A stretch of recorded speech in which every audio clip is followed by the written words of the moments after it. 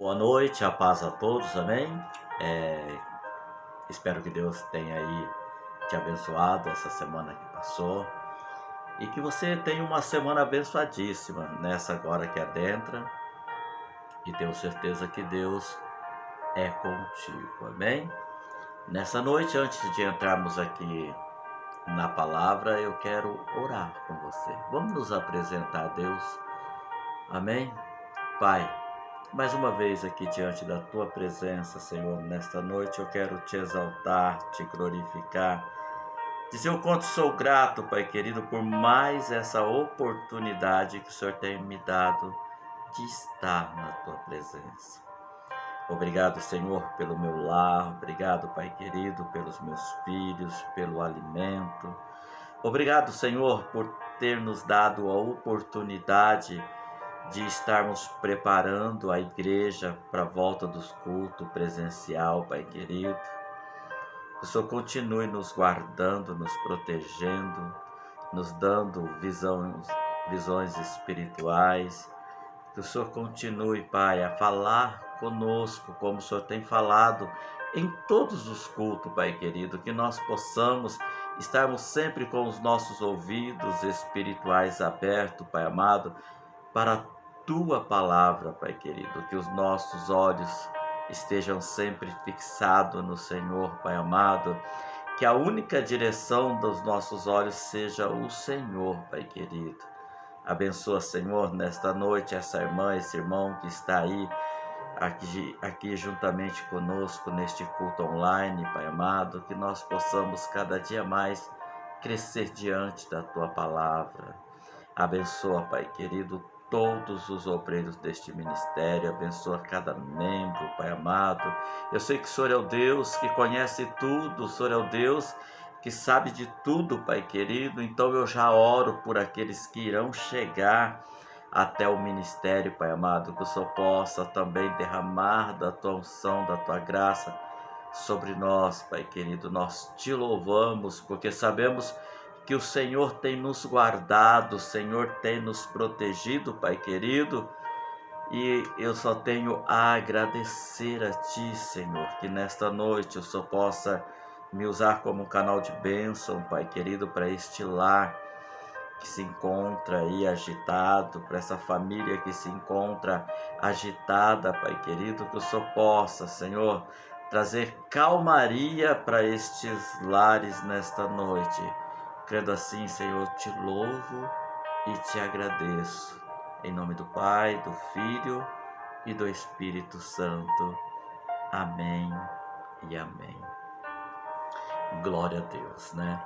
Estou gravando esse vídeo hoje à noite, que é sábado, e nós tivemos aí no meio do dia lá na igreja para estar ajeitando, né? Nós estamos pintando lá. Amanhã no domingo, esse é o motivo de eu estar gravando agora à noite. Eu geralmente sempre gravo no domingo de manhã as minhas oportunidades, né? E hoje eu estou gravando no sábado porque amanhã a gente vai retornar lá no domingo de manhã para estar pintando a igreja, continuar o nosso trabalho, e eu tenho certeza que vai ficar lindo para receber você, para que você se sinta bem na igreja, na casa do Senhor, amém? E está aí eu, a Luana, o Vinícius, nós estamos aí fazendo esse trabalho, por isso que começamos bem antes, mas Deus tem dado graça, vigor, e eu peço que você continue orando, né, por retorno aí lá da igreja, no templo, por culto presenciais, que você continue orando para que Deus envie almas para lá, para que juntos eu e você possamos cuidar dessas almas e apresentar a Deus, amém? Vamos ter em mente que nós vamos povoar o céu. Deus abençoe grandemente. Eu sei que você tem orado aí pela minha vida, tem orado pela minha família, e pode ter certeza que eu também tenho orado pela sua família, pela sua vida, e é um prazer imenso fazer isso, amém? Nós já oramos, né? Eu quero estar lendo aqui em 2 Samuel 11 E depois eu quero estar lendo essa versão aqui, é a versão, aleluia, do... Não me lembro aqui, da João Ferreira de Almeida. Eu quero estar lendo essa versão e vou estar lendo essa atualizada também, que foi até um presente do pastor Paulo já faz um tempo, né? E é um dos meus xodó. Amo a palavra de Deus. Amém? Eu quero estar lendo aqui a primeira de João Ferreira, em 2 Samuel 11, do versículo 1 até onde Deus aqui, acredito eu que até o versículo 6. E depois eu vou estar lendo lá também essa outra corrigida aí que o pastor Paulo me deu. Só para a gente entender algo, né? Porque de repente a gente lê algo e tem uma versão que ela é mais atualizada, fala mais a nossa língua, é mais fácil de entender, né? Mas eu sei que a maioria tem essa Bíblia da João Ferreira de Almeida. Na realidade, essa aqui, ó, era uma Bíblia que era da minha finada mãezinha, que eu gosto muito também. E a do pastor Paulo que ele me deu é essa aqui, ó. Linda, linda, que eu também amo muito. Amém? Então vamos fazer a leitura aí, você que tem. Vamos estar lendo. Diz assim a palavra do Senhor. E aconteceu que, tendo decorrido um ano, no tempo em que os reis saem, enviou Davi a Joabe e a seus servos com ele, e a todo Israel, para que destruíssem os filhos de Amon e cercassem a Rabã. Porém Davi ficou em Jerusalém. E aconteceu a hora da tarde que Davi se levantou do seu leito e andava passeando no terraço da casa real. E viu do terraço uma mulher que estava lavando-se, e era esta mulher muito formosa à vista. E enviou Davi e perguntou por aquela mulher. E disseram: porventura não é esta Betseba, filha de Eliã, mulher de Urias, o heteu? Então enviou Davi mensageiros e a mandou trazer. E, entrando com ela a ele, se deitou com ela, e ela já tinha purificado da sua imundícia. Então voltou ela para sua casa. E a mulher concebeu e enviou e fê-lo saber a Davi e disse: pegada estou. Então enviou Davi a Joabe, dizendo: envia-me Oribes o heteu, e Joabe enviou Urias a Davi. Até o versículo 6 nessa versão. Vamos estar lendo nessa daqui agora. Amém? Aleluia. E diz assim. Você vê como que essa aqui é atualizada, tem uma versão que é muito mais fácil entender, né? Fala mais na nossa língua. Então, a mesma leitura, segundo Samuel 11, do versículo 1 até o versículo 6. Na primavera, época em que os reis saíam para a guerra, Davi enviou para a batalha Joabe, com seus oficiais e todo o exército de Israel. E eles derrotaram os amonitas e cercaram Rabã. Mas Davi permaneceu em Jerusalém. Uma tarde, Davi levantou-se da cama e foi passear pelo terraço do palácio. Do terraço viu uma mulher muito bonita tomando banho e mandou alguém procurar saber quem era. Disseram-lhe: é Betseba, filha de Eliã e mulher de Urias, o hitita.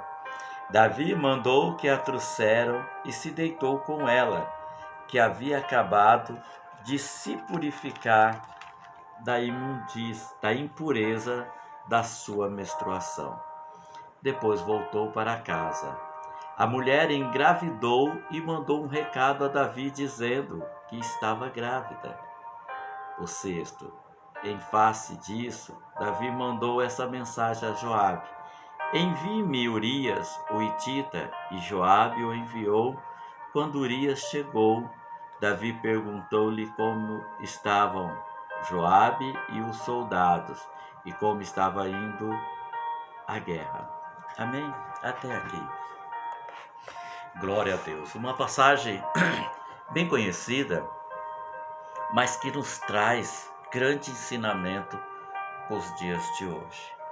Na leitura, entendemos que era o momento de todos os homens estar indo para a guerra. Mas nesse episódio agora, Davi não foi. Ele ficou no castelo. Os estudiosos dizem que até por isso que Betseba estava lá no tanque tomando banho, falando na nossa linguagem, tomando banho. E como ela achava que todos os homens estavam em guerra, que na verdade era para estar, então ela não se preocupou. Só que naquele dia Davi não tinha ido. Ele ficou no seu palácio e naquele momento ele resolveu se levantar e ir até o terraço. E lá ele observou e viu Betseba, que a Bíblia registra que era uma mulher muito bonita. Davi então cobiçou essa mulher e mandou as pessoas lá perguntarem quem era aquela mulher. E a resposta veio, que ela era filha de fulano tal e que também era casada. Mas mesmo assim, Davi mandou buscar e deitou com ela. Ponto. A história é essa.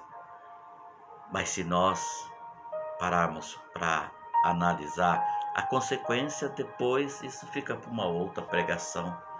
A consequência desse ato foi muito doloroso. Embora Betseba ela foi a mãe do rei Salomão, então tinha um propósito. Algo Deus usou dessa falha de Davi, porque tinha um propósito, como Deus é conhecedor de tudo. Mas Davi, se ele tivesse realmente ido para a guerra, ele não tinha passado tanto perrengue como esse homem passou.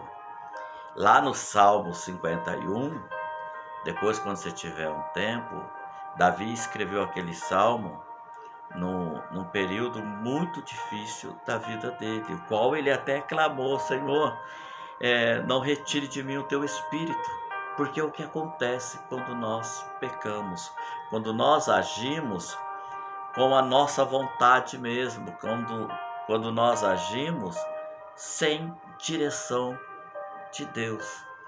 Eu sei que você conhece a história. Davi, depois, ele pegou o esposo de Betseba, Urias, e colocou ele na frente da guerra para que ele viesse morrer.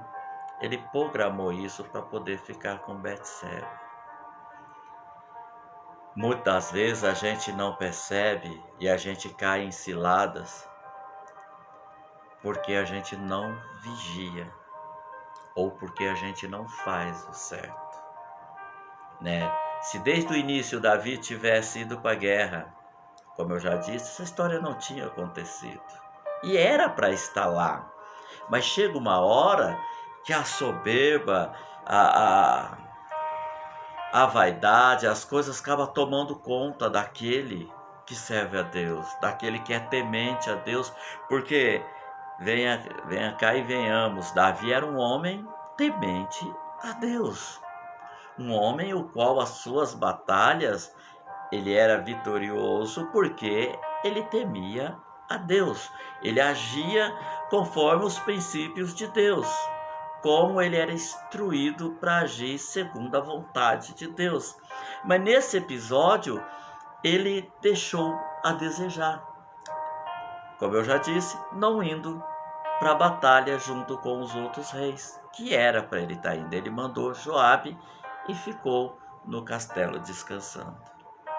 Muitas vezes, nós ficamos também num descanso, e a Bíblia diz que mente vazia é oficina do diabo. Davi, ele não errou achando que, eu não sabia. Não, ele sabia. Ele sabia que Betseba era casada. Ele sabia que ela tinha compromisso com Urias.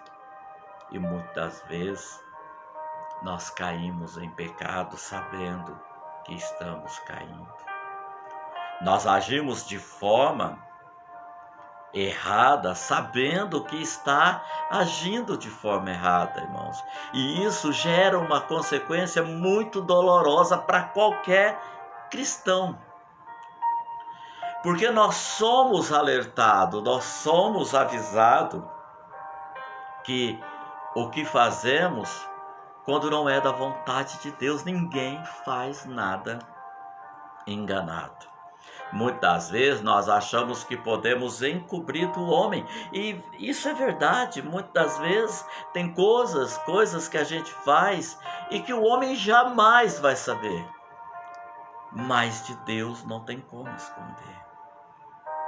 Há consequência, né? Tudo aquilo que venhamos plantar, a gente vai colher. E não adianta plantar abacaxi achando que vai colher morango, que não vai colher morango de maneira nenhuma. Você vai colher o abacaxi.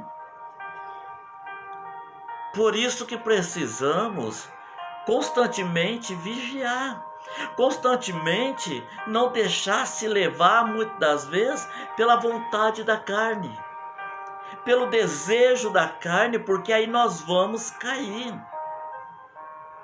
Aleluia. Talvez o rei Davi, bom, eu sou rei, né? Não tem nada a ver. Ele tinha mais mulheres, porque os reis podiam ter mais esposa, mas cobiçou a outra lá, a Betseba. Ele poderia muito bem ter até ficado em casa, mas com certeza a mente dele estava vazia. E aí, aquele que sempre agrada o coração de Deus, ele é visto por Satanás. Ele é conhecido no inferno, como diz o pastor Paulo, né? Ou melhor, ele é odiado no inferno. Muitas vezes é isso que acontece e a gente acha que está tudo bem. Aí eu te pergunto, como é que está a sua vida? Ei, tem ficado com mente vazia? Tem ficado em dois pensamentos? Muitas vezes ninguém vai saber, mas ele tudo sabe, tudo conhece. E nessa plantação não tem como ficar impune, ainda mais nós que já conhecemos a palavra de Deus. Se você plantou, você vai colher. Aí depois, muitas das vezes, perguntamos, mas por que eu estou passando por isso? Mas por que a minha vida é assim? Por que eu sofro tanto? Por que eu choro tanto? Porque muitas das vezes estamos plantando coisas que não é boa diante de Deus. Aleluia! Se nós lemos o Salmo 51,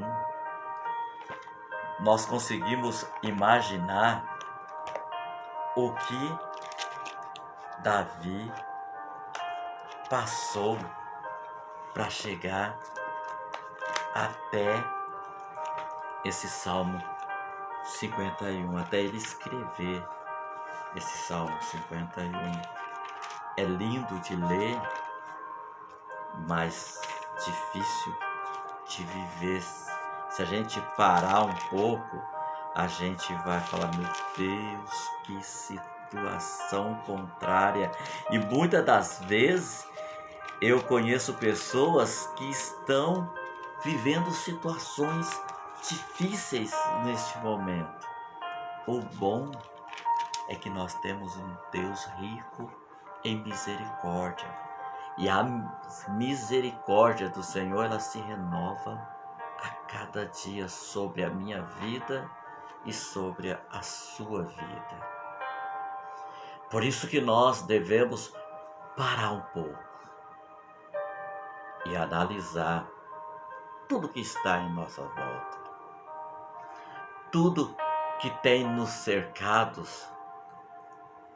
Qual é o caminho que nós temos tomado, ou todos os caminhos que se abrem, os mais prazerosos é o que nós vamos caminhando rente a Ele. Irmãos, vigie, temos um inimigo que está aí para nos tragar. A igreja de Cristo está cada dia mais se esvaziando, cada dia mais perdendo a sua fé, cada dia mais enfraquecendo. É uma igreja que não ora mais, uma igreja que não busca mais, uma igreja que não se consagra mais, uma igreja que fala demais, bobeira que não precisa ser dita, uma igreja com a boca suja, com palavrões imundos, que em vez de ser bênção, tem lançado palavras de maldições.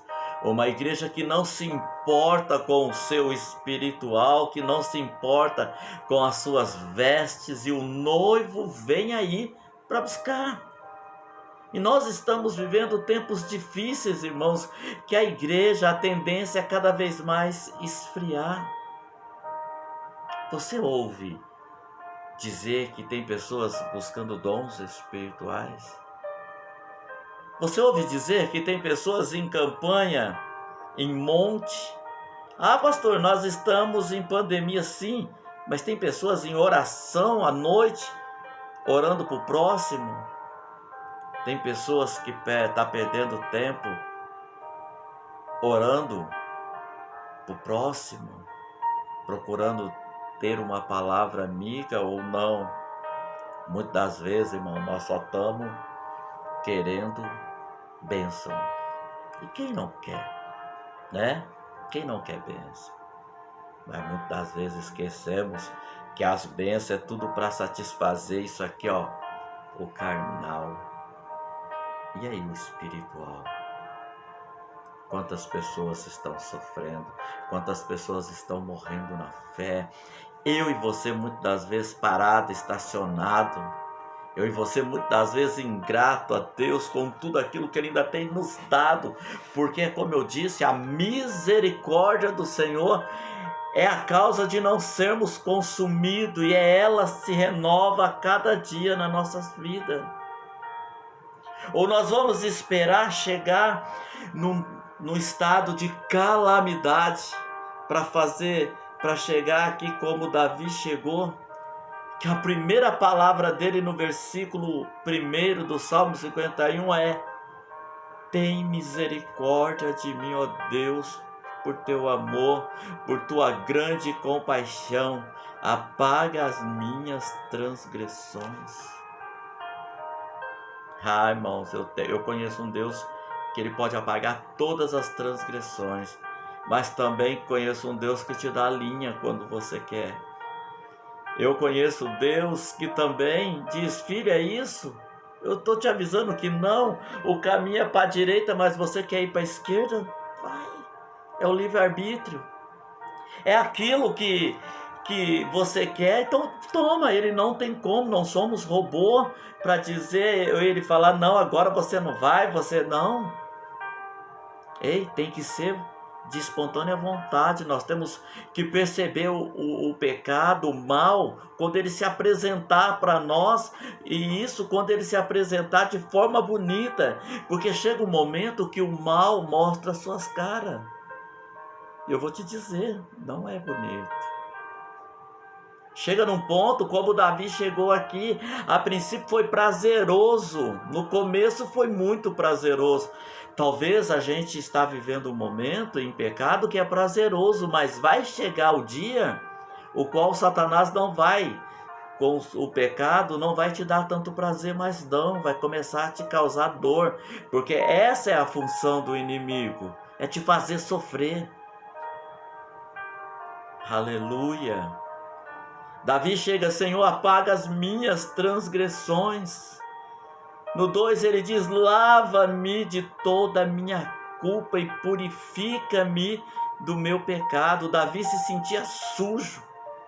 E nos dias de hoje, quantos estão se sentindo sujos e não conseguem chegar diante de Deus, pedir para Ele lavar, para Ele limpar essa sujeira toda, ou melhor, continua se sujando mais.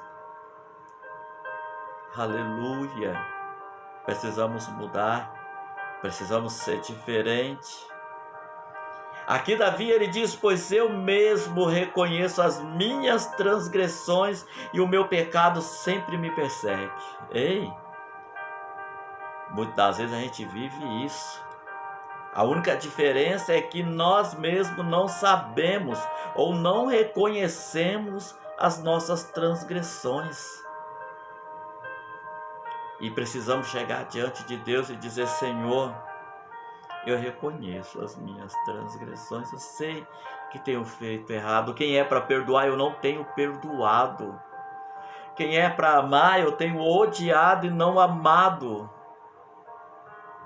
Aleluia, Satanás tem entrado muito na mente de muitas pessoas e muitos têm se perdido completamente.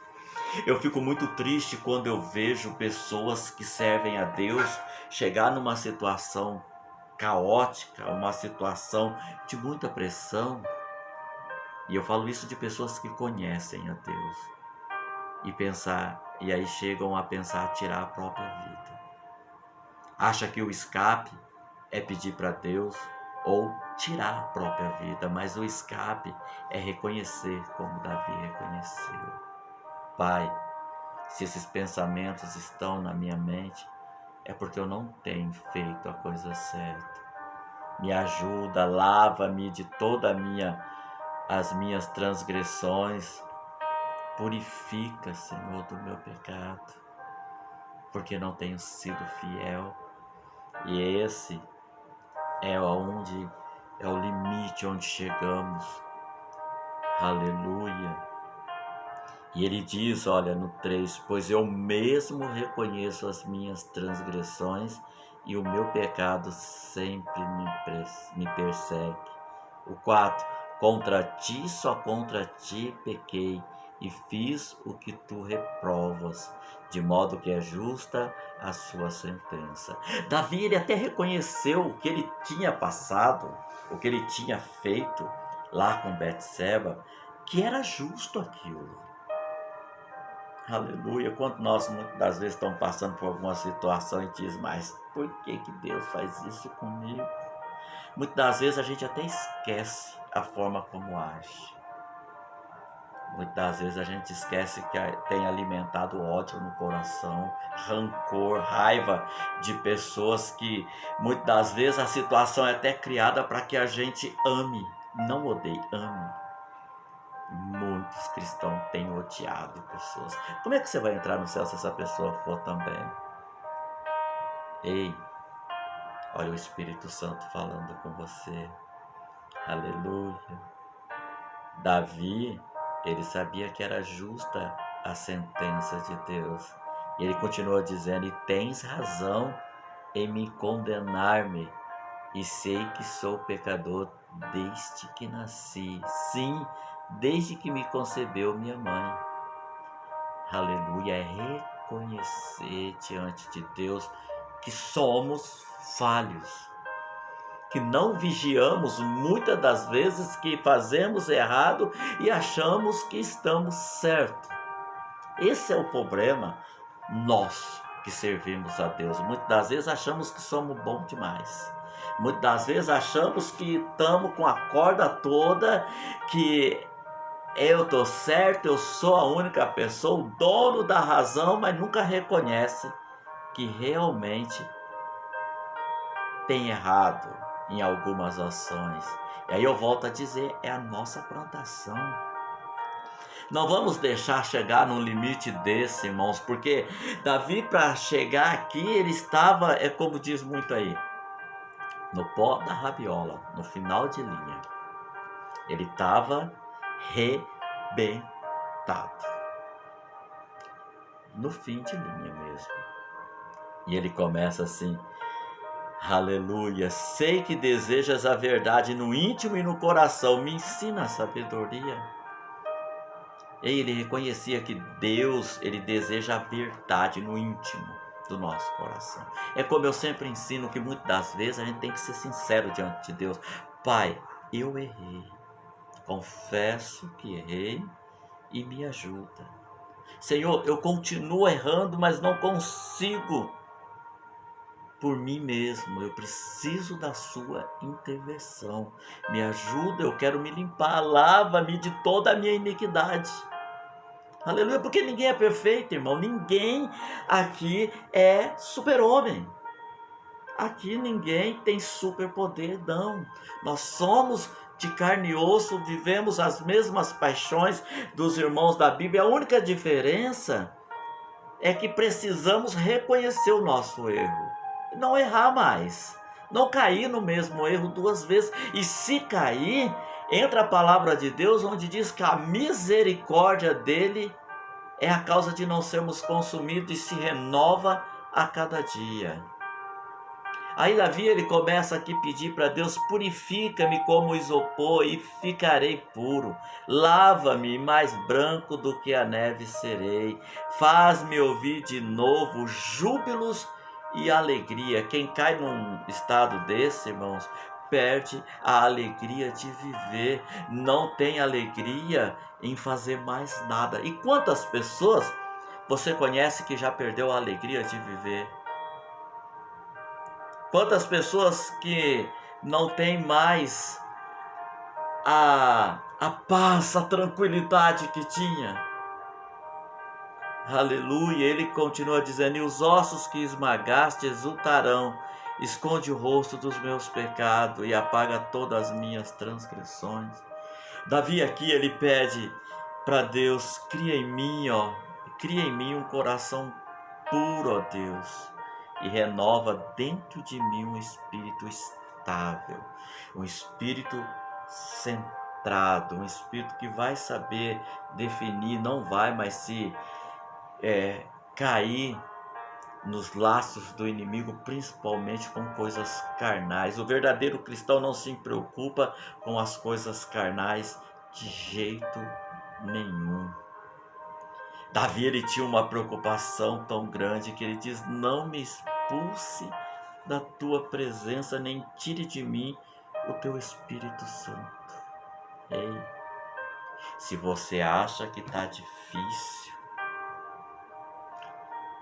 imagina sem a presença do Espírito Santo nas nossas vidas.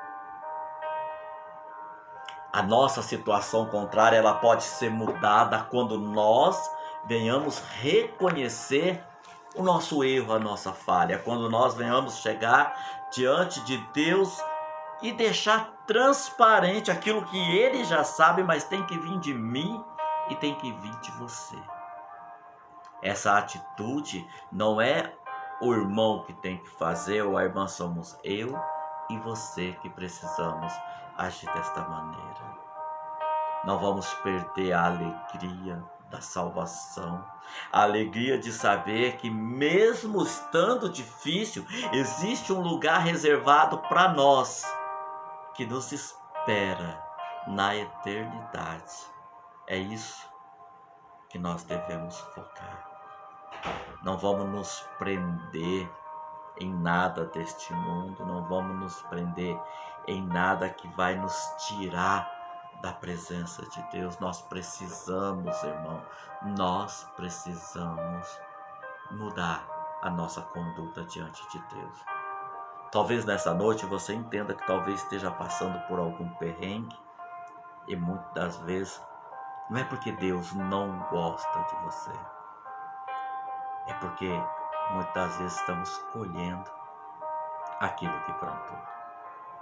Aqui Davi foi uma traição. Ele mandou um adultério, ele mandou matar o esposo de Betseba.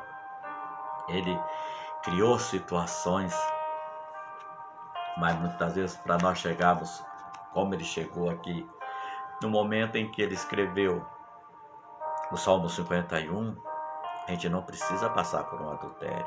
A gente precisa passar só por qualquer pecado que for e não reconhecer. Não esqueça que Deus vê tudo, sabe tudo. Podemos esconder do pastor, dos obreiros, de pai, mãe, mas de Deus não podemos. Ele conhece tudo e vamos colher aquilo que plantar. Então plante paz, plante amor, plante alegria no coração das pessoas, plante sinceridade, honestidade, porque com certeza virão frutos bons e você vai colher frutos bons. A sua colheita será maravilhosa na presença de Deus.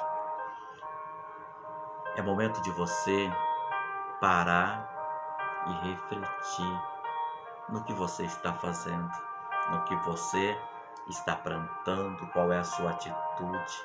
Se de repente plantou algo que você sabe que não agrada a Deus, reconheça. Porque muitas das vezes a colheita vai ter, mas é mais fácil quando tem alguém para nos ajudar. E esse alguém é o Espírito Santo. Fica mais leve. Eu acredito que não é tão fácil colher abacaxi, como eu sempre falo, porque a planta abacaxi vai colher não vai colher morango, vai colher abacaxi. Mas muitas das vezes, se você vai colher sem a ajuda do Espírito Santo, é a mesma coisa que você colhesse sem luva.